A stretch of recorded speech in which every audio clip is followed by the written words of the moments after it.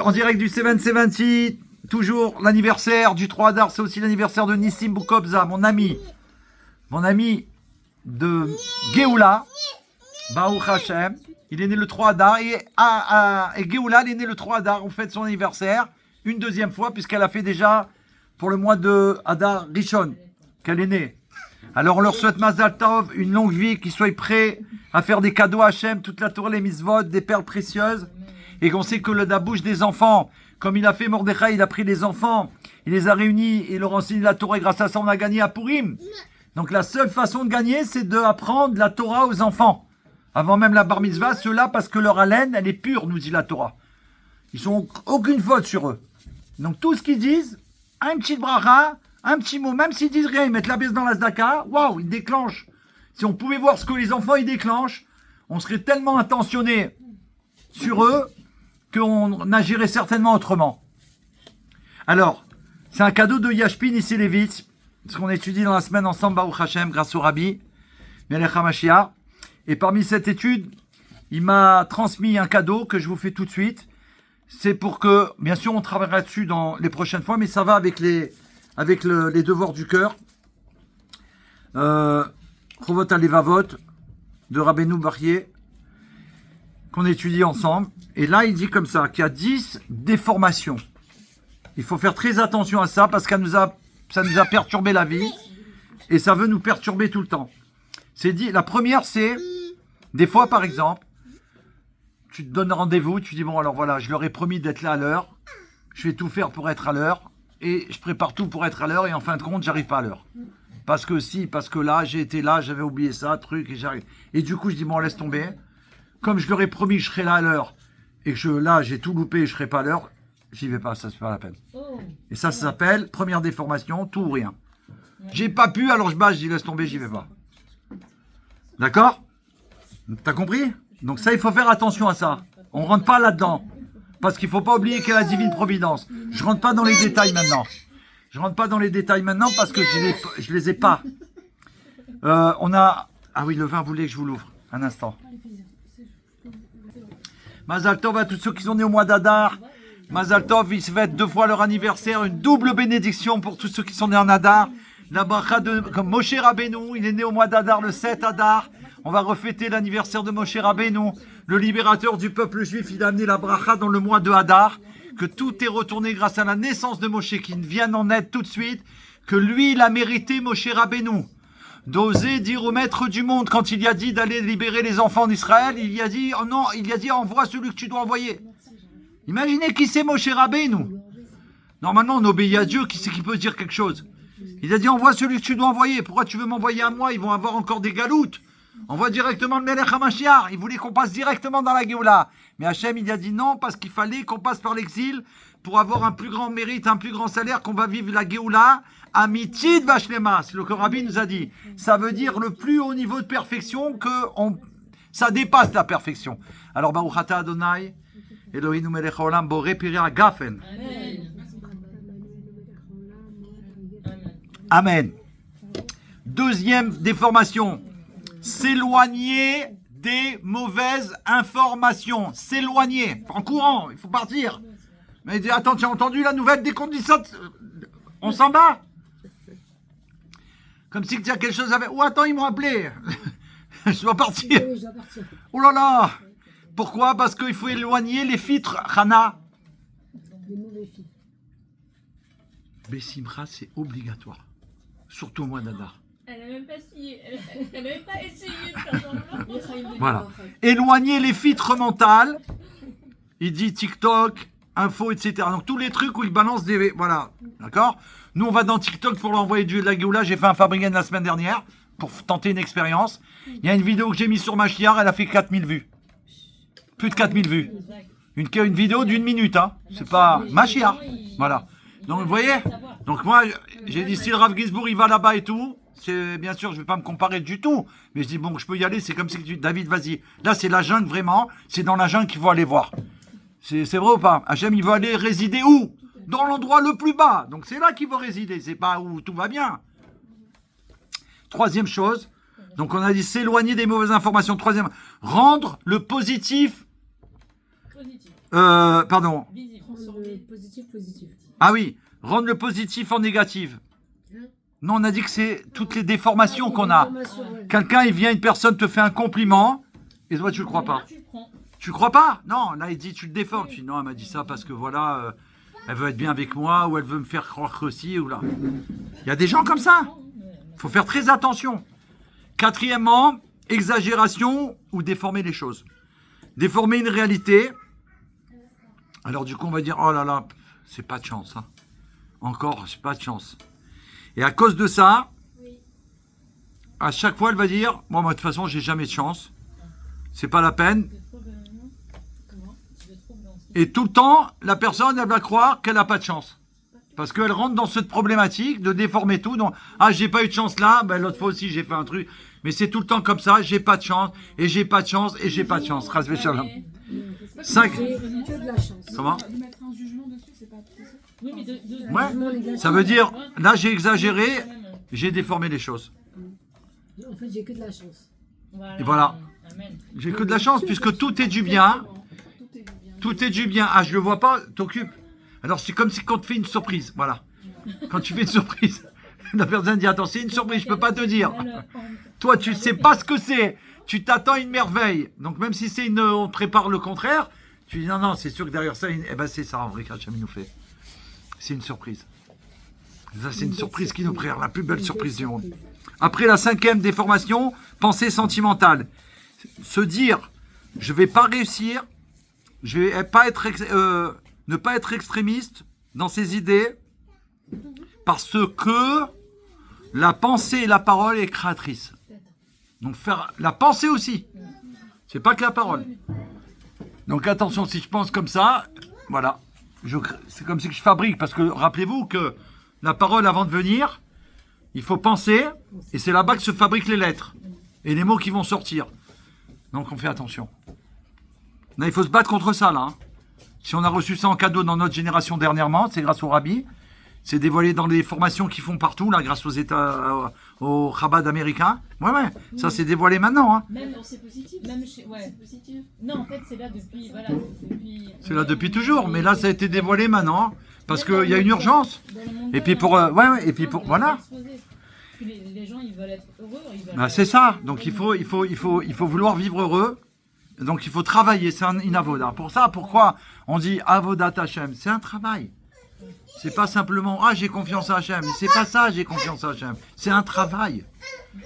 C'est vraiment du bien qu'il envoie Hachem. Il faut avoir totale confiance en Hachem. Que puisqu'il est le bien absolu, la source du bien, et il fait que du bien, et particulièrement pour ses enfants chéris. Alors donc il faut travailler là-dessus. C'est pas, je parle pour moi, hein, je parle pour nous. Chacun on doit travailler. C'est avodat Hachem. Il faut que ça rentre dans nous. 6e, les fausses conclusions. Ne pas créer des fausses croyances. Des fois, tu fabriques des choses et après, tu crois et tu rentres là-dedans. Comme si c'est quelque chose qui est vrai, quoi. Que Dieu en préserve. Attention aussi, la 7e, prophétie du futur. Ne pas se créer un film. Parce que quand tu fais un film, wow, tu t'es fait fabriquer un film. Avec une fin et tout, il va y avoir ça et ça et ça et ça. Tu parles de quoi? Dieu crée le monde à chaque instant. Le Rabbi Melech HaMashiach, il a dit à un monsieur qui voulait pas faire la queue parce qu'il allait rater son avion et il allait partir. Rappelez-vous, j'ai raconté plusieurs fois, mais là, il est vraiment un point nommé. Et donc, il a quand même resté parce que je suis fait tout ce voyage pour parler au Rabbi, pour le voir. Allez, c'est pas grave. S'il faut que je rate l'avion, qu'est-ce que...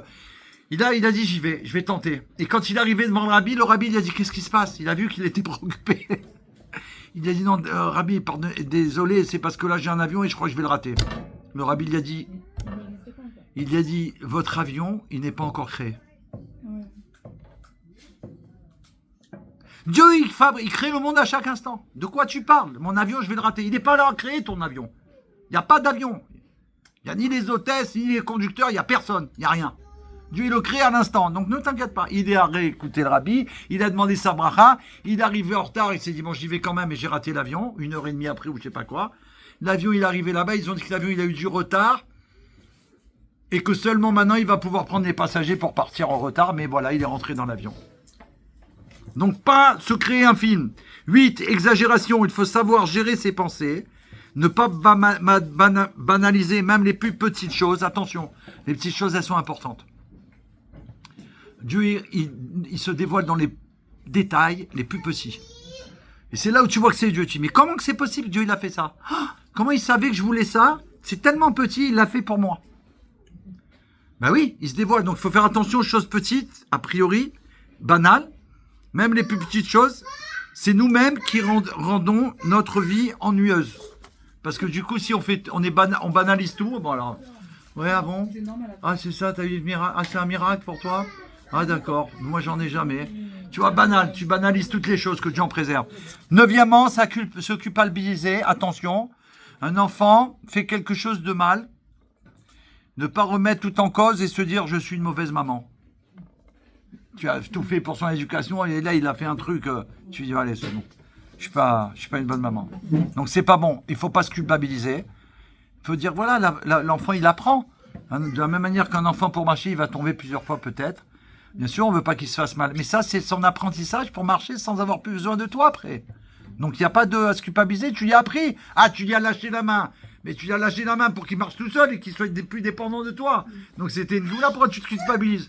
Oui, mais il est tombé, il s'est fait bobo, il a truc. Et alors? Tu lui as appris, ça va partir, c'est rien. Puis tu lui apprends, Baruch Hashem. Et il n'y a rien de grave, Baruch Hashem, parce qu'on sait qu'il y a des malachim qui s'occupent des enfants. Accepter, donc, dernier, accepter, et ça c'est la fin.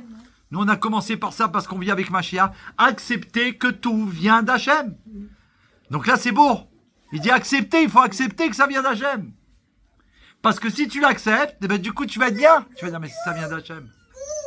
Mais quel bracha. Mais quel bracha qu'Hachem, il y a eu ça, il m'a fait ça. Mais quel bracha. Ça vient d'un autre, c'est pas bien. Tu dis oh là là, pourquoi j'ai eu ça par un tel ou par ci ou par là. Hier, j'ai été pour amener ma voiture, j'avais un petit truc qui ne m'avait pas terminé sur le tank, l'autre, le premier. Ils devaient me le faire. Je les appelle pour savoir si je suis sûr qu'ils vont me le faire. Ils me disent oui, vous pouvez venir à 14h, pas avant. D'accord. Donc je vais pour aller les voir. Je sens que la voiture, elle n'est pas comme d'habitude. J'ai dit, il faut que je leur dise, là, ça va pas depuis qu'ils me l'ont fait là, la semaine dernière. Ça sent le brûler, je ne sais pas ce qu'il y a. J'arrive à la sortie Porte des Lilas. Tac, la voiture, elle cale. C'est impossible, normalement, une automatique, elle cale pas. Ça cale pas. Je dis, oh là là, qu'est-ce qu'il y a? Maintenant, je suis dans une côte comme ça. Je peux même pas reculer. Je peux même pas. C'est la bretelle de sortie. Que tout le monde regarde Ouais. en même temps, c'est- Non, alors déjà ça, bien sûr. Maintenant, j'ai dit, David, pas de panique.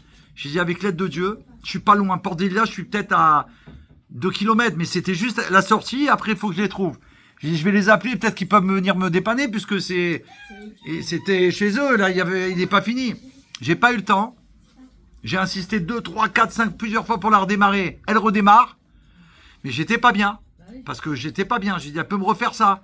Et juste à ce moment-là, il y a une voiture qui se met devant moi, qui s'arrête et qui klaxonne. J'ai dit, mais qu'est-ce que j'ai fait? J'ai mis le warning. C'est qui? Et c'est un copain qui sort. Il me dit, David, tout va bien? Je dis, non, j'ai calé là. Je crois qu'il y a un problème. Justement, je l'amène au garage. Tu vas où, toi? Il me dit, à Port-de-Bagnolet. Je lui dis, tu pourrais m'accompagner jusqu'à là-bas. Comme ça, on sait jamais. Il me dit, vas-y, David, je te suis. Regardez ce que Dieu fait. Trac à la seconde. Sur une rue comme ça. Il m'a amené jusqu'à là-bas. Et j'arrive là-bas, je reviens, j'entends paf. Il me dit, oh là là, votre pompe à eau, elle a explosé. Je dis, c'est pas vrai. Il me dit, oui, là, quand je l'ai amené, il m'a dit, vous aurez roulé encore le moteur, il est fini, que Dieu en préserve. Oh là là. Et après, ma femme, elle me fait réaliser que quoi? Mais David, tu devais aller aujourd'hui ici avec ce tank. Aller chercher les enfants chez eux, aller revenir Shabbat avec ta maman et les enfants. Donc regardez un truc, et là Dieu m'a tout arrangé, il est chez le garage. Juste avant, Hachem, il est là à côté de toi dans tous les détails, des détails, des détails. Il faut ça, se rappeler, accepter que tout vient d'Hachem, c'est venu d'Hachem. Il y a eu cette blague pour pas qu'il m'arrive pire que ça, que Dieu en préserve. Et là, ça va être mieux puisqu'il va être réparé, il va être aux normes de la Géoula. Voilà. Notre réussite et nos déboires. Et je termine avec ça. C'est trop beau. Hana. Notre réussite et nos déboires, ça vient d'Hachem. Donc en vérité, tout, c'est bon. Parce que les déboires, c'est pour pas qu'on aille dans un chemin tortueux ou qui n'a rien à voir avec la avoda que je dois faire. J'ai été dans un plan, seul Dieu il sait que c'est pas le bon plan. Donc je vais avoir des déboires dans ce cheminement. Mais pourquoi? Parce que c'est pas là que tu dois aller. Donc je fais tout pour t'empêcher. Qu'est-ce que tu vas faire là-dedans? Tac, ça vient d'Hachem. Bon, on verra ça bien sûr. Et la joie ne doit pas dépendre de la réussite. Elle dépend de l'effort que tu as mis. Donc la joie, c'est par rapport à tous les efforts qu'on met. Voilà, on est venu, on s'est tapé, on a fait un cours, on en fait, mais on a fait chacun quelque chose de khadaj de nouveau et un effort supplémentaire. On a changé nos habitudes. On a tous une parcelle de Hachem en nous. Donc si on doit entreprendre quelque chose, ne pas oublier qu'on a une partie d'Hachem, donc on peut réussir dans tout. Il ne faut pas oublier qu'Hachem, on a une partie de lui. La Chassidoute, elle nous dit qu'une partie d'Hachem, c'est tout. C'est comme si qu'on a tout. Donc, tu pourrais dire, mais attends, on m'a proposé ça et ça, mais je ne peux pas faire ça, je suis incapable. Pas vrai. C'est pas vrai. Tu as Hachem dans toi. Hachem, il crée le monde à chaque instant. S'il est dans toi, tu peux créer le monde. Tu peux créer le monde, ton monde. C'est ce qu'il veut, Hachem. Il veut que tu prennes, tu sois son associé, avec la partie qu'il a mis en toi. Il faut qu'on change, les amis. Il faut qu'on change vraiment. On ne peut plus rester les mêmes. C'est un scandale. Alors, Yechamel Echamashia, Chovot Alevavot, tout de suite. Un petit peu, et si on peut le devoir Malchut, on est bon pour l'instant, avec l'aide de Dieu. Voilà, on en est là. Alors, sans se presser, mais bon, il y a un timing, alors il faut faire les Chaim, Vivra, Chaim, Nitzri, la vie éternelle. Mais ils sont très beaux, je crois qu'ils sont encore plus beaux. Ouais, parce qu'il y a du blanc aussi. Ils étaient noirs, ils étaient classés. Alors, on a vu qu'après avoir prouvé dans le cours précédent, donc on peut revoir puisqu'il est enregistré, il est sur YouTube. C'est ça l'avantage de ces cours grâce à vous. Le fait qu'on le fait, que je les enregistre, ils sont sur YouTube. Je vous assure que j'ai des non-juifs pour le cours des Bnei Noirs. Il y en a un, il m'a appelé personnellement pour me faire savoir, envoyé un mail. Il m'a dit, sachez que les cours qu'on fait ensemble le mardi, je les écoute, mais il y a tellement de choses qu'on ne peut pas tout retenir. Mais par contre, il m'a dit, je vais les revoir avec mon cahier, mes stylos. Et il m'a dit, je les réécoute. Et là, je fais des pauses et j'écoute ce que vous... Ouais. J'ai dit, mais c'est exactement ça qu'il faut faire. J'ai dit, c'est ça, moi, qui me fait plaisir quand je fais le cours qu'il est enregistré. Je dis, bah, il y en a peut-être un qui va se prendre. Et lui, il m'a dit, je le fais. Et il m'a dit, ça me change la vie. Incroyable ou pas? Et c'est ce qu'il faut qu'on fasse. Là, on l'a, grâce à vous, on le fait. Mais après, il faut le revoir. C'est 10 choses. Tu vas pas t'en rappeler, tu les as pas marquées. Il faut les revoir. Pourquoi? Pour pouvoir méditer là-dessus. Je me ferai plus avoir là-dedans. C'est fini, je me ferai plus avoir. Mais si je me rappelle plus ce que c'est, je vais me faire avoir. Donc après avoir prouvé que l'homme est contraint de chercher les moyens de sa subsistance, parce qu'on a vu que ça vient d'Hachem, qui veut nous donner tous les mérites, on va tâcher d'expliquer à présent que l'homme n'est pas tenu d'utiliser chaque moyen se présentant à lui, mais qu'il peut choisir celui qui s'harmonise le mieux avec sa nature. D'accord? Puisque tout vient d'Hachem, on me propose ça, alors j'y vais? Non. Je regarde si ça me convient, ça me correspond. Et là, je vais y aller, peut-être, ou je vais faire un essai. Les moyens de subsistance sont nombreux. Certains n'exigent que peu d'efforts, comme la vente en magasin, ou de légères activités telles la couture, la broderie, l'écriture, le magazine, enfin tous les travaux qui sont pas trop, qui demandent pas trop d'investissement, d'accord? La vente en magasin, c'est pas un petit investissement. Oui, mais ça veut dire, Tout demande. oui, bien sûr, mais bon, par exemple, La couture, ceux qui ça, font c'est pour un les investissement. hommes, ceux qui font des travaux agricoles avec des tracteurs. Il y a des choses, c'est une tannée. Il y a des choses, il faut porter, décharger des camions, les recharger. Non, tu comprends, c'est waouh. Après, bien sûr. D'autres activités nécessitent de la peine et des efforts tels la tannerie, l'extraction du fer et du cuivre, l'affinement de l'argent, le port de fardeaux, voilà, les longs voyages, le travail de la terre et du labourage, etc. Donc il y en a, c'est une tannée, c'est fatigant, c'est usant, c'est terrible, c'est pénible. Celui qui possède un corps puissant et un faible intellect peut trouver un moyen de subsistance qui demande des efforts et de la peine physique selon son endurance. Au contraire, celui dont le corps est faible et son intellect puissant choisira une activité facile que son cœur pourra supporter sans dommage.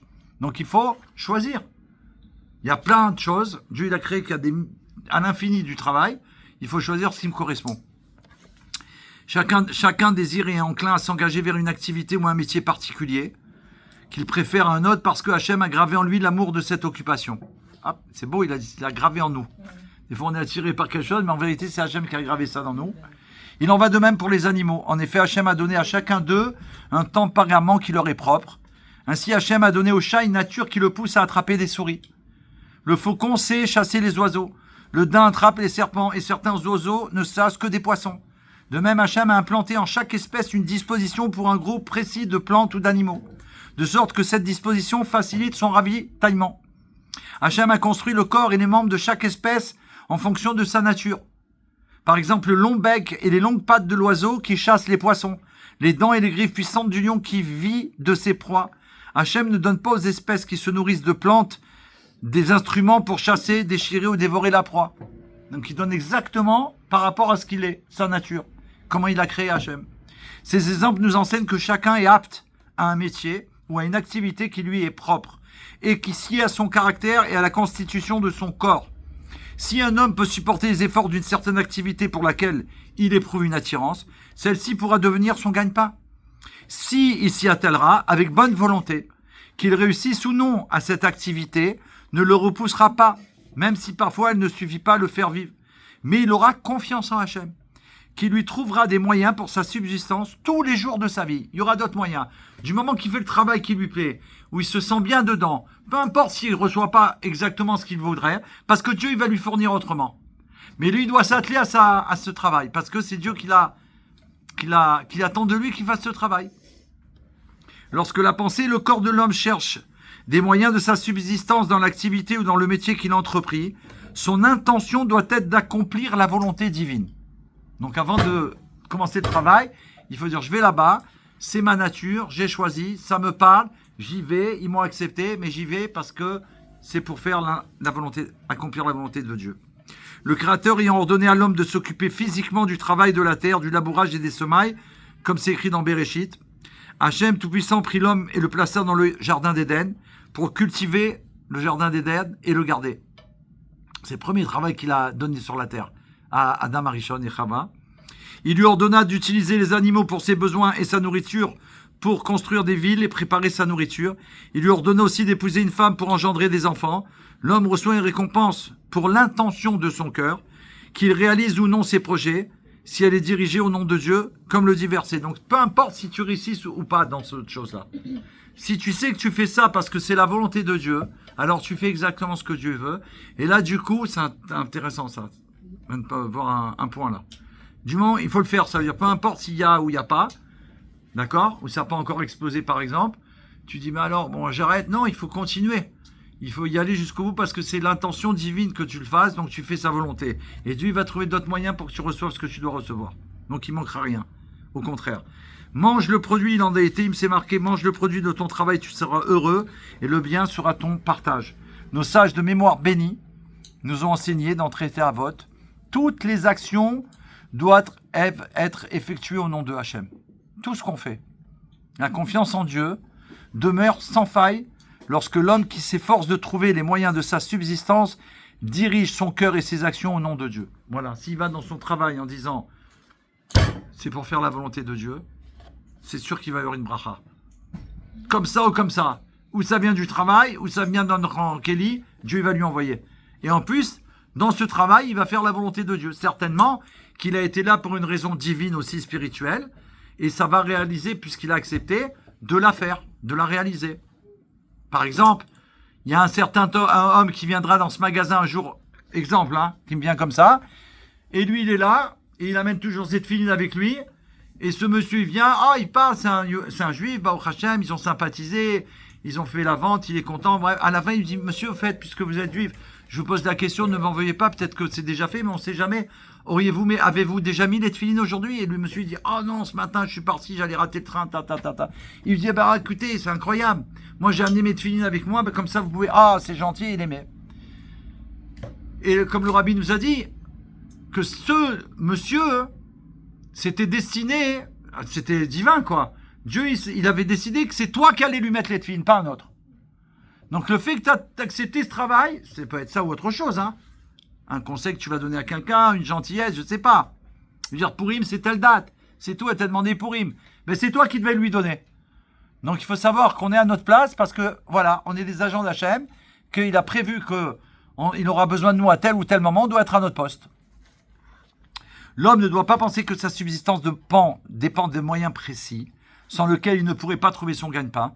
Mais il doit placer sa confiance en Dieu, à savoir que tous les moyens ont une valeur égale pour le Créateur, et qu'il peut choisir un moyen quelconque, autant qu'il lui convient et de la manière qu'il convient, et qu'il veut. Donc tu peux choisir, dis-moi, je travaille 3 heures par jour. j'ai décidé, là-dedans, je mets 3 heures. Je me mets à fond mes 3 heures. Par exemple, hein. Et ben voilà. Dieu il va lui donner pendant ces 3 heures qu'il fait ce qu'il devait lui donner. Lui, il s'est mis à fond pendant 3 heures. Il n'y a que ça qui compte. Comme il est dit dans Shmuel, il n'est point d'obstacle pour Hachem. Il peut donner la victoire au petit nombre comme un grand. Et il est écrit dans Dvarim, c'est lui qui te donne les moyens de ta prospérité. Et encore, dans le prophète Zacharia, ni par la puissance, ni par la force, mais par mon esprit, dit Hachem, le Dieu des armées célestes. Hachem, il est tout, il peut tout, il fait ce qu'il veut. Quand il veut, donc il ne nous oubliera pas, et il ne nous oublie jamais. Donc nous, il faut qu'on ait confiance à Hachem, il faut qu'on lui montre une plus grande confiance. C'est surtout ça. Il faut qu'on lui montre une confiance plus grande, mais plus que ça, totale, comme on l'apprend dans ce livre. On doit arriver à travailler sur une totale confiance en Hachem. Et ça va changer notre vie. Parce qu'on va être Bessimra du matin au soir. Du matin au soir. Chaque chose qu'on va entendre, on va savoir. Attends, là, j'ai rien compris, mais je sais que derrière, quel Géoula. Alors, si je comprends rien, c'est encore une plus grande Géoula. Tu peux tout transformer. Il faut travailler là-dessus. Puisqu'on apprend que c'est ça qui va nous arriver. Il faut essayer de le vivre. Ok? Alors.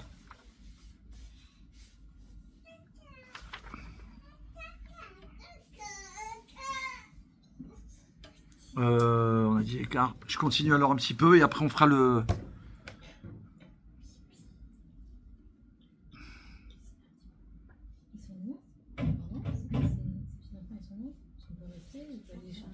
Non, ça on fera la prochaine fois. Ok. Parce que c'est un peu plus long. Donc ça c'était pour les devoirs du cœur aujourd'hui, Baruch Hashem.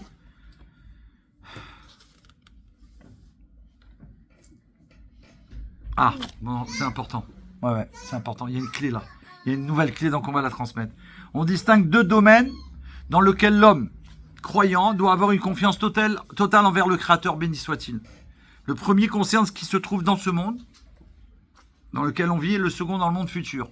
Il ne faut pas oublier qu'on travaille aussi pour le monde futur. Ce qui va être demain, comment tout ce qu'on fait là, la plupart des gains, ça va être pour le monde futur. Pour ce qui est du premier groupe, celui-ci se subdivise en 2 catégories. Donc, tout ce qui est en rapport avec le monde. La première, donc c'est en 2 catégories. La première comprend des choses bénéfiques dans ce monde, et la seconde, celles qui le sont dans le monde futur. Les choses qui se trouvent dans ce monde et qui sont bénéfiques se divisent en 3 parties. La première comprend des choses qui ne profitent qu'au corps, ce qu'on a besoin. La deuxième comporte les choses ayant trait à la subsistance et aux biens divers. La troisième inclut tout ce qui profite aux proches, les cadeaux qu'on va faire, etc., les invitations, les merveilles pour la famille, les amis, à l'épouse, aux amis, aux ennemis, et aux ennemis et aux différentes couches de la société, qu'elles soient supérieures ou inférieures. Les choses se trouvant dans ce monde et dont le bénéfice s'adresse au monde futur se divisent en 2 catégories. Donc ce qu'on fait, mais qui va être récompensé, si on peut dire, que pour le monde futur. La première comprend les devoirs du cœur et des autres organes du corps, et ne concerne personne d'autre que l'homme individuel, pour le bien et pour le contraire du bien. La seconde catégorie, donc il faut faire attention, pour qu'on vive longtemps, dans ce monde pour accomplir sa volonté, comme ça on peut profiter et avoir un grand gain qu'on va mettre, si on peut dire, Dieu va mettre de côté pour le monde futur. La seconde catégorie comprend les devoirs imposés aux organes du corps et qu'on ne peut réaliser que par rapport à une autre personne, soit qu'on accomplit une action vers un autre, soit le contraire, comme la charité, je donne, donc il me faut quelqu'un pour que je puisse donner, ou lui, il me donne pour que je donne à quelqu'un, par exemple, ok. La tzedaka, les bonnes actions, l'étude de la Torah, ou prévenir de mal agir, dire à quelqu'un, attention, ça c'est pas bien, tu savais pas, non, ça c'est pas bien, il faut pas le faire, il faut pas rentrer dans ces choses-là. Les choses qui se trouvent dans le monde futur se divisent en 2 parties. La première partie comprend la récompense qui est due, et la seconde comprend la récompense que le Créateur, béni soit-il, ajoute par pure bonté, les cadeaux d'Hachem, à ses pieux serviteurs et à ses prophètes dans le monde futur. Donc il va y avoir des cadeaux, waouh, pour tous les enfants d'Israël. Pure bonté. Il ressort que c'est important parce que des fois, pas des fois, on doit imiter notre Créateur. Alors on doit savoir qu'est-ce qu'il va faire pour nous, Baruch Hashem, et nous des fois il faut le faire à des gens comme ça.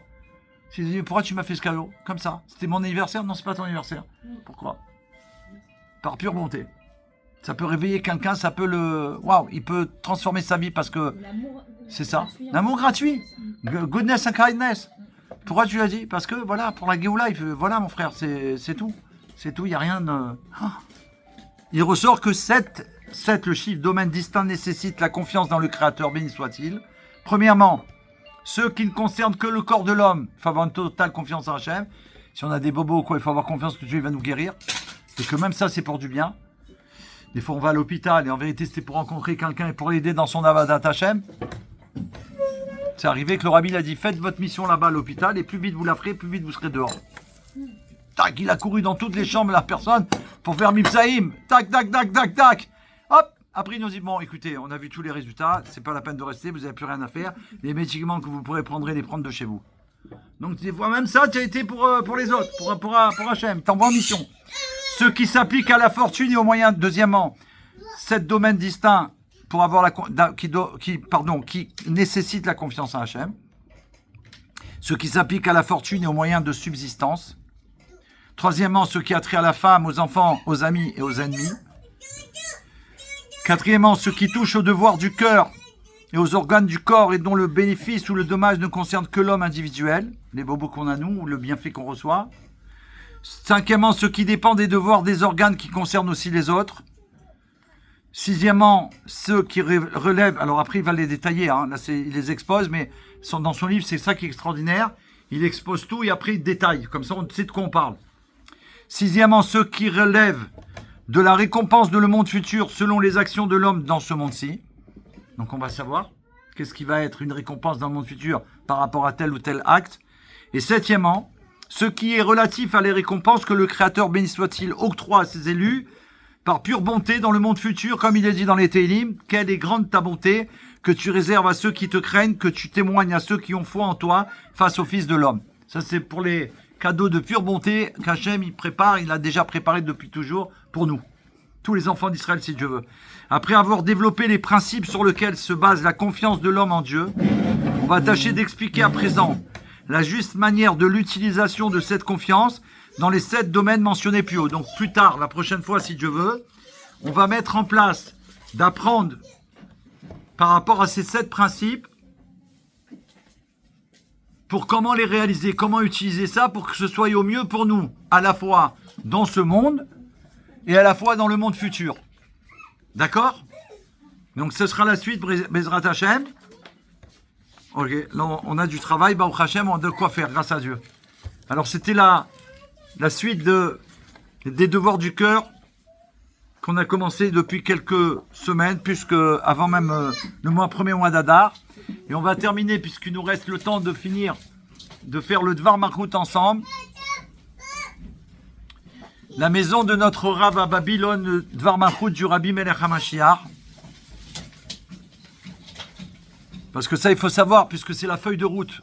Toutes les semaines, le Dvar Malchut, c'est la feuille de route. Qu'est-ce qui se passe ce Shabbat? La feuille de route pour moi aujourd'hui, bien que ça ait été prononcé en 91, 92. C'est d'actualité tous les ans. C'est pour savoir comment je me comporte aujourd'hui. Qu'est-ce que je dois faire? C'est quoi la feuille de route? Sur le message du Rabbi. D'accord? N'oublions pas la mission essentielle, la Géoula. Hier, dans le cours des Bnei Noach, je suis arrivé à la fin du 4e chapitre, presque, j'ai pas terminé encore. 4e chapitre du livre du Rav Ginsburg Amanar, Kabbale et méditation pour les nations du monde. C'est un truc incroyable. Il dévoile là-bas que les non-juifs, ils doivent, pour être des chassides ou motaolam, juste parmi les nations du monde, chassides, pieux parmi les nations du monde, on sait, ils doivent faire la Torah, la faire vraiment, croire en Dieu et en Moïse son serviteur, Moshe Rabbeinu. Et ils doivent, en plus de ça, et là c'est un étonnement, parce qu'il y a quelques années, j'avais demandé justement au Rav Ginsburg Amanar une question qui m'a répondu à l'époque. Est-ce qu'on peut demander aux non-juifs de nous aider? Même si c'est financièrement. Je ne voulais pas faire de choses qu'on n'a pas le droit. Pourquoi on n'aurait pas le droit? Non. Je vous parle de ça, il y a au moins quand j'ai commencé avec les 7 lois de Noé. Moi, je ne voulais pas parler d'argent avec eux. Je donne la Torah, c'est le rabbi qui demande de renseigner les 7 lois de Noé. Je ne vais pas leur dire... Alors j'ai demandé, est-ce que si jamais... Il m'a dit, bien sûr qu'on a le droit. Bien sûr. Pour aider, puisqu'ils doivent nous venir en aide. Et hier, dans le chapitre qu'on a fait, le rabbi dit clair. Mais plus que ça, il dit. Il dit qu'il faut faire les 7 lois de Noé. Ils doivent rechercher à aider les enfants d'Israël. Ceux, particulièrement, qui sont actifs dans la venue de Mashiach, qui font tout pour Mashiach, enfin, qui font tout, qui travaillent pour la révélation du roi Mashiach. Il dit qu'il faut qu'ils aident d'une manière constante et tout le temps. Et que pour eux, ça doit être un honneur. Pourquoi? Parce que c'est ce qu'il a dit, ils sont le peuple choisi de Dieu. Donc c'est un honneur pour eux de leur venir en aide, c'est-à-dire plus que ça. C'est comme si, alors je leur ai dit, ça veut dire que là, tu dois pas dire, attends, bon, David nous a rien demandé. J'ai dit ça comme ça pour leur... J'ai dit, tu dois appeler, tu dis... Là, en ce moment, vous faites quoi? Ou qu'est-ce que vous avez intention de faire? C'est quoi qui est d'actualité? Parce qu'on va trouver un moyen pour le réaliser. C'est vous qui devez rechercher les moyens. Vous dire, on va travailler là-dessus. Mais là, c'est fabuleux. Il dit qu'ils doivent le faire constamment. Tu ne peux pas dire, voilà, je l'ai aidé hier, bon, c'est bon. Ça y est, pas du tout. Constamment.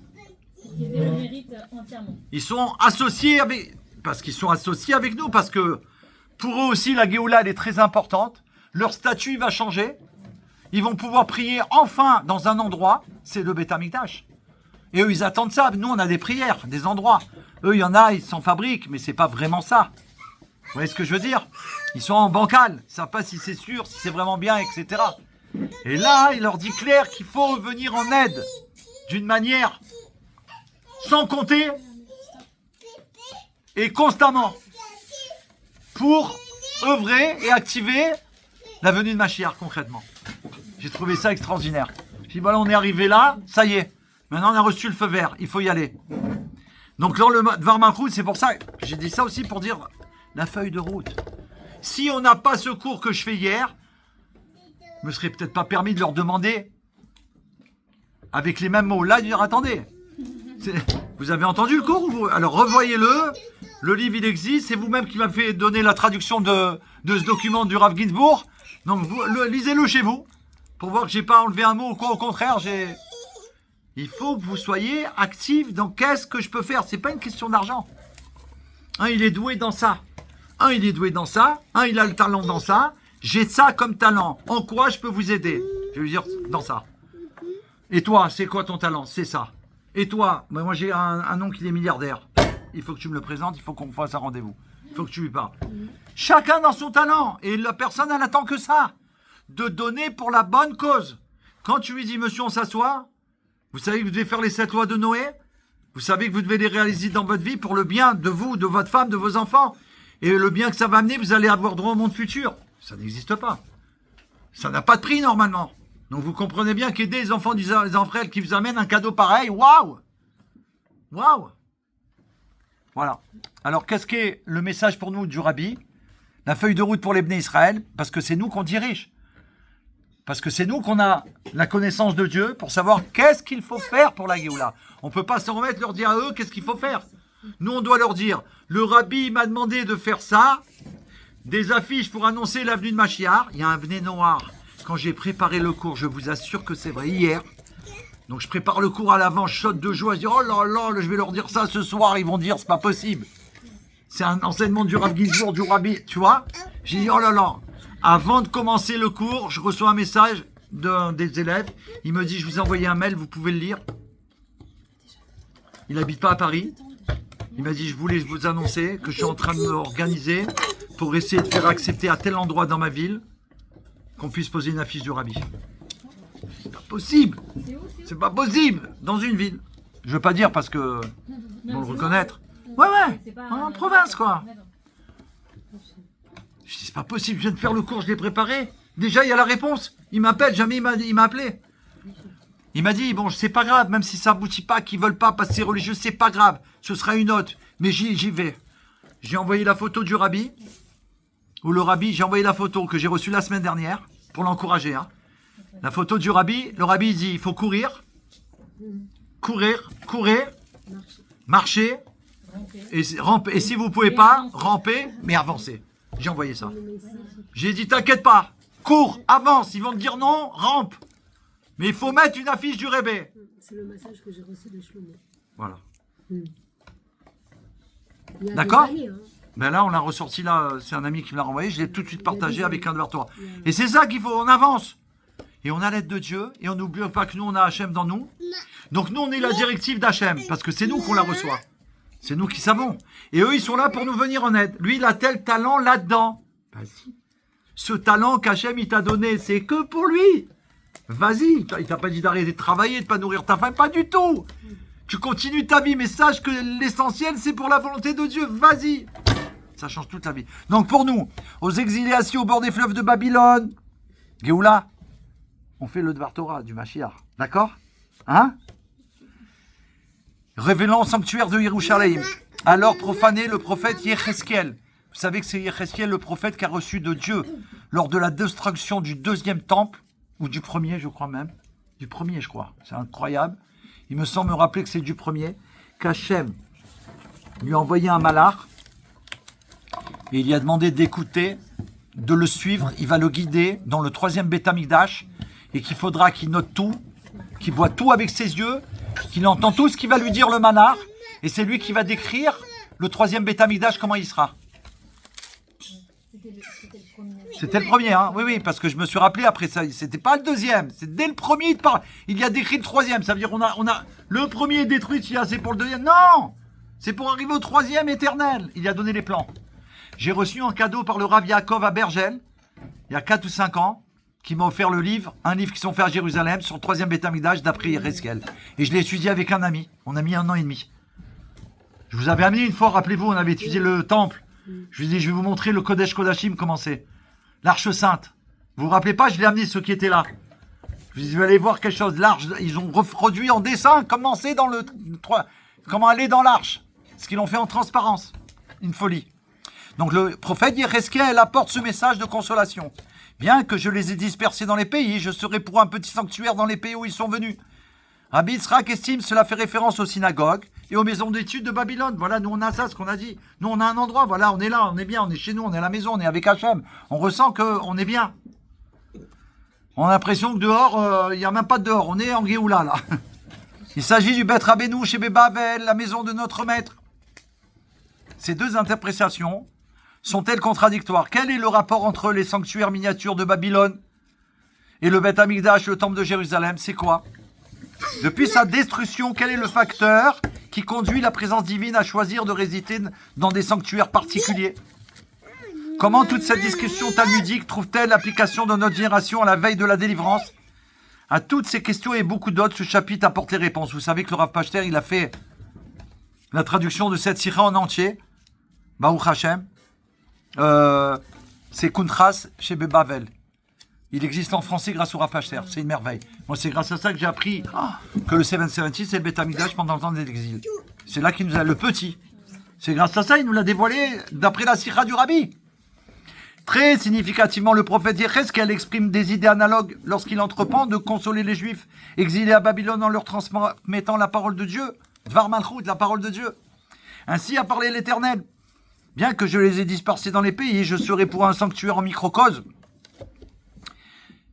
Ce sera Mikdash Mehat, le petit Beth Amikdash, dans les pays où ils sont venus. Donc Dieu, il va nous protéger partout où on est. Il y a des Beth Amikdash, des Beth Rabad, on est... Voilà.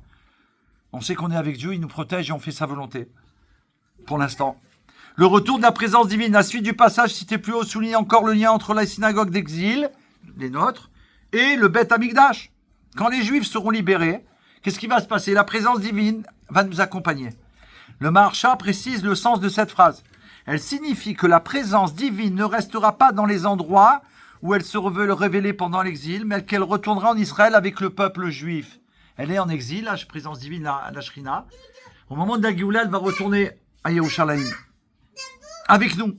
Nos sages la décrivent en ces termes. Les synagogues et les maisons d'études qui sont en diaspora seront installées en Israël.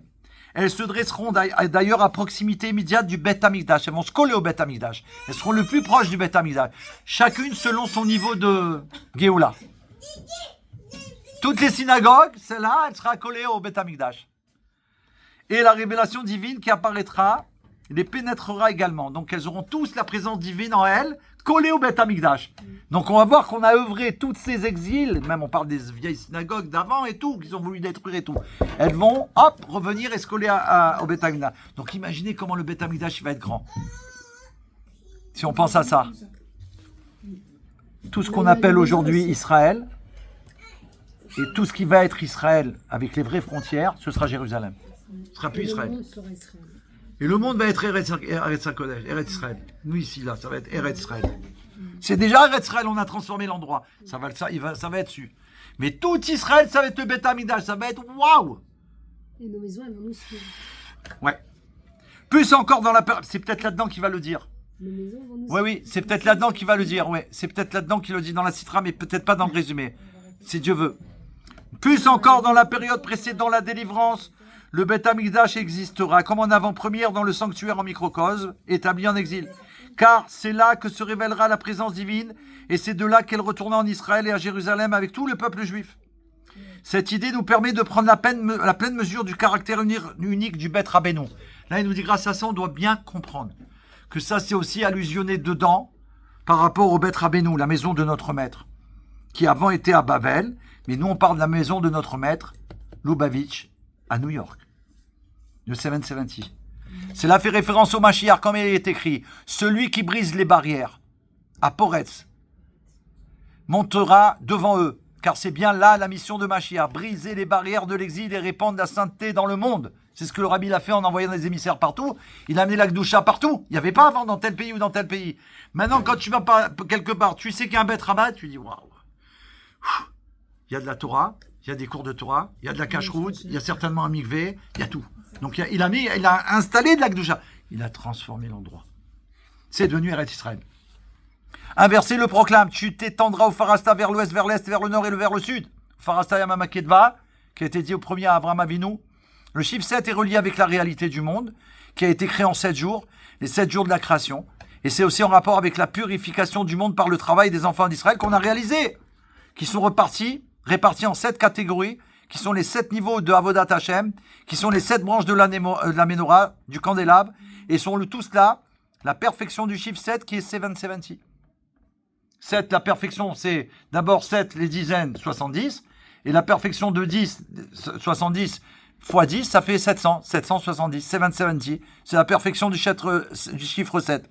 Et ça montre la perfection du travail des enfants d'Israël qui ont purifié, éclairci le monde par, voilà, ça c'est le travail qu'on a fait, qui nous a signé, qui a été fait, voilà, il le dit dans les mots. On a purifié, on a éclairci le monde par nos actions et notre travail pendant tout le temps d'exil, car c'est alors que nous sommes délivrés de l'exil, nous retournons en terre d'Israël. On a tout transformé. C'est pour ça qu'il faut aller jusqu'au plus bas. Et la dernière génération seule pouvait y arriver parce qu'on est les derniers. Et qu'il n'y a pas plus bas que nous. Donc comme on arrive au plus bas, le rabbi, c'est ça qu'il a signifié surtout. C'est que là, Hachem, il peut se dévoiler. Parce que s'il y avait encore plus bas, il ne peut pas se dévoiler encore. Il veut se dévoiler au plus bas, Hachem. C'est son désir. Et Dieu sait si on est au plus bas. On est au plus bas du plus bas. Il n'y a pas plus bas. Par ailleurs, le nombre 770 est un multiple du chiffre 7. Or, nos sages enseignent que tous les septièmes sont chéris. Il a été également expliqué que le caractère précieux du septième d'une série se reflète dans la mission centrale confiée au peuple juif. C'est quoi la mission centrale de la génération septième ?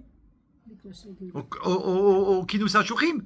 Le Nassi Ador, depuis qu'il a annoncé au premier Kinous HaShurim le Rabbi, jusqu'à aujourd'hui, c'est toujours la même enseigne. Faites tout ce qui est dans votre pouvoir pour amener concrètement Mashiach. Pne Kabbalat Mashiach Tzidkenu. Recevoir Mashiach, notre juste. Et c'est ça. Alors, je vais au Kinous HaShurim cette année. J'ai été l'année dernière, l'année d'avant. C'est le même. C'est le même. On pourrait dire, non, attends, cette année, on va parler de ça. Tiens, on va parler comment on transforme les Asiatiques. Comment on transforme les... Non. Pne Kabbalat Mashiach Tzidkenu. Comment recevoir Mashiach dans ma vie. Faire descendre sur terre la présence divine de telle sorte qu'elle apparaisse aussi manifeste que dans le sanctuaire. Jusqu'à qu'un non-juif y voie. Que grâce à toi qui t'a fait ta rencontre, il a vu Dieu. Tu lui as fait voir Dieu dans une action incroyable. Le monsieur, rappelez-vous l'histoire qu'on a racontée. Il a demandé une bracha pour son pays en Slovénie. Ouais. C'est incroyable. Ils étaient foutus. Ils voulaient les attaquer. Ils venaient de prendre le pouvoir. De créer leur État. Du jour même, ils ont attaqué, ils ont décidé de les attaquer et de les exterminer. Et ils étaient perdus.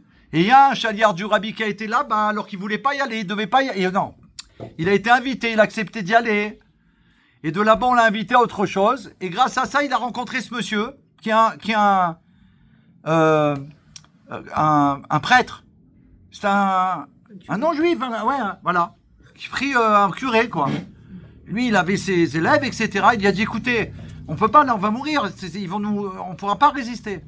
Et le Rav Khalil, il a dit, mon ami que j'ai connu, il a dit, écoutez, il a tout expliqué, il a dit, écoutez, j'ai tout entendu, je vois qu'une seule solution. Il faut écrire au rabbi et demander une bénédiction. C'est la seule possibilité de que... Imagine ce qu'il y a dit. L'autre, c'est un curé, quel rapport? Tout de suite, il a dit, il s'est levé, il a suivez-moi, il l'a amené dans son bureau, il a dit, comment on écrit, qu'est-ce qu'il faut mettre? Il a dit, voilà, marquez la date, marquez votre prénom, demandez une bénédiction, vous lui dites que voilà, ça, ça et ça et ça. Il a dit, voilà, nous avons toujours été bien avec les enfants d'Israël, on a fait toujours du bien, on a grâce à Dieu depuis toujours. Là, le pays, il est en danger, je demande une bénédiction pour que vous nous sauviez mon peuple. Il a demandé ça. Ils ont envoyé le fax, j'ai des frissons, hein. J'ai des frissons, pourtant je l'ai lu, je l'ai relu et je l'ai encore lu. Parce que tu dis, c'est non-juif. Jusqu'à quand on va garder le Rabbi Mashiach pour nous? Jusqu'à quand? Pourquoi? Il doit aider tout le monde. Jusqu'à quand? Il peut aider là, ma voisine, l'autre, tous. Et eux, ils vont demander où vous rendez Mashiach Nar. Ils vont venir dire, qu'est-ce que vous faites? Vous dormez ou quoi? C'est un scandale. Il a écrit un fax au Rabbi. Il reçoit dans les instants qui suivent une réponse du Rebbe en fax. Merci de me transmettre le prénom de votre père afin que je puisse faire la bénédiction pour votre peuple. C'est un non-juif, on demande le nom du papa. Il n'a pas dit t'es un curé ou t'es un truc ou t'es un ci ou t'es là. Le Rav Kalis, il a été en émissaire du Rebbe. Le rabbi, il sait que celui-là, il a besoin quoi? De Dieu, du vrai Dieu. Il a besoin des soldats de Dieu, les enfants d'Israël, les Tzivot Hachem, l'armée d'Hachem, les Chaylebet David, l'armée du rabbi. Il en a envoyé un qui s'occupe des nations du monde dans le monde, en Israël, avec les Arabes. Il a convaincu des dizaines et des dizaines de mères arabes de faire les 7 lois de Noé jusqu'à aujourd'hui. D'accord? Des non-juifs. Il a fait venir une fois un non-juif dans un stade. D'accord? Je me rappelle, ça avait été fait par la sira de Rav Pachter. Je ne sais pas si vous vous rappelez. Il a fait raconter son histoire. Il a dit qu'il a pris avec tout son village les 7 lois de Noé. Il a raconté les miracles qu'il a vécu depuis qu'ils font les 7 lois de Noé. Et à la fin, il a chanté tout fort. Il a dit répétez après moi. Il a dit Yehi a donné nous en arabe. Il leur a fait répéter. Les mecs, ils pleuraient de joie. Ils disent c'est pas possible. Donc on ne se rend pas compte toutes les merveilles qu'il va y avoir. Donc il faut arrêter de mettre le frein à main. Il faut tout lâcher. Le monde, il est prêt, le rabbi l'a dit. Ils sont prêts à servir Dieu grâce au Rebbe. Et donc, il reçoit le fax. Et là, il nous raconte dans l'histoire que dans la journée même, dans les heures qui ont suivi, pour une raison qui est inconnue pour les autres, la guerre, elle a cessé. Ils ont demandé le gouvernement à l'armée, ils ont demandé aux avions, aux tanks de rentrer, de ne pas attaquer. Ils ne savent pas jusqu'à présent qu'il y a eu. Il n'y a que eux qui savent. Lui, il sait que c'est le rabbi, il vient de demander au rabbi, il n'y a plus de guerre. Ils ont été sauvés. Il a dit qu'ils ont pris sur eux, je demande à tout mon peuple de remercier le rabbi. Il a écrit une lettre de remerciement au rabbi et qu'on prendrait sur nous de faire les 7 lois de Noé. Est-ce que vous comprenez ce qu'on attend? T'as compris? Mais dis-leur, Géoula, dis-leur. Moi, je peux plus. Je vais éclater s'ils suivent pas. Je peux plus. Dis-leur la vérité. Dis-leur, écoutez, Yeria Meller. Il nous dit ce que le rabbi dit. Lui, c'est tout, il répète. D'accord? Donc, Baruch Hashem. Faire descendre sur terre la présence divine, c'est ce qu'il a fait à ce moment-là. Il a fait descendre la présence. Il a vu que voilà, Dieu il est descendu, il a sauvé son peuple. Les 4 autres pays qu'il a cités, je ne me rappelle plus dans l'histoire, catastrophe.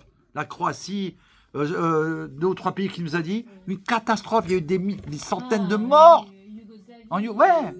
Et ben il dit, comment que ça se fait que cette seule ville, elle a été épargnée? Et ça, c'est le rôle assumé par notre génération, la 7e depuis l'Admour Hazaken, hâter la venue de Mashiach. Voilà. Donc nous, on doit hâter la venue de Mashiach. Tout faire pour faire, que ça arrive un instant avant. Hâter la venue de Mashiach. Très important, les amis. Hâter, tu vas dire, bon, écoute, si elle vient dans 1 minute, c'est... Non! Si elle vient 1 minute avant, ça va tout changer. Parce qu'1 minute après, on ne sait pas ce qui peut arriver, Chazvé Shalom. Des balles, des trucs, des... Tu peux pas. 1 minute avant, on a sauvé le monde. On a sauvé combien qui vont pas partir alors qu'ils auraient pu partir, Chas v'Shalom. Et les souffrances de la famille, etc. Et les blessures, etc. Et tout le mal.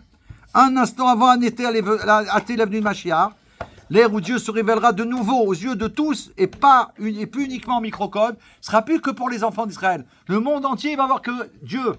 Et Moshe Rabbeinu, quand il va parler, à travers sa bouche, ils vont voir que c'est Hachem qui parle. Et ça, il dit que c'est pas une promesse lointaine, mais bien une réalité imminente. On est au seuil de la délivrance, et même sans aucun doute en train de la franchir. On l'a déjà franchi, le Rabbi dit. Si on est en train de la franchir depuis qu'il nous a dit ça, Rabbi, on l'a franchi, le seuil d'arrêt. Nos sages enseignent qu'un Mashiach potentiel existe dans chaque génération. Ça implique qu'il vit parmi nous. Il vit parmi nous. C'est pas il vit parmi nous. Il est caché, mais il vit. Il n'est pas Chas v'Shalom sous la terre. Il vit parmi nous.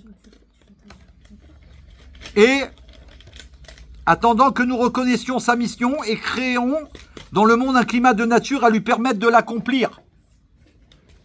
Incroyable ou pas?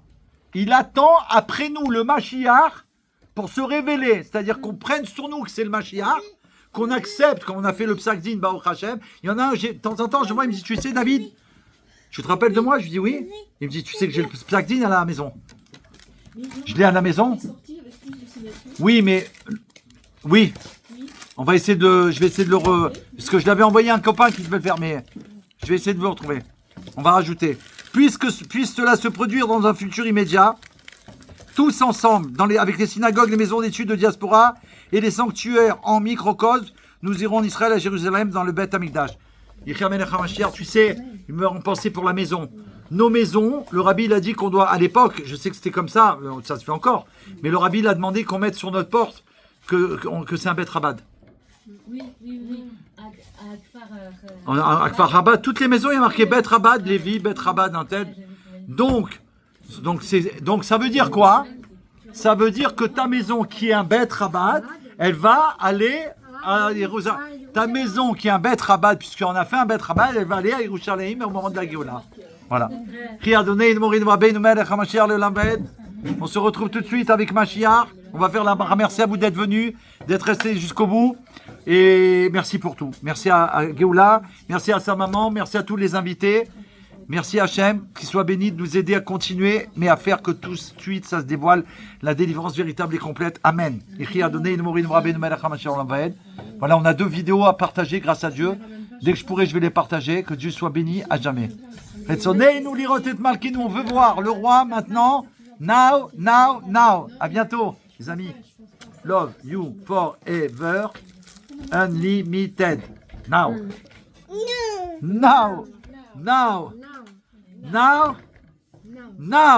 Voilà, Géoula m'a aidé.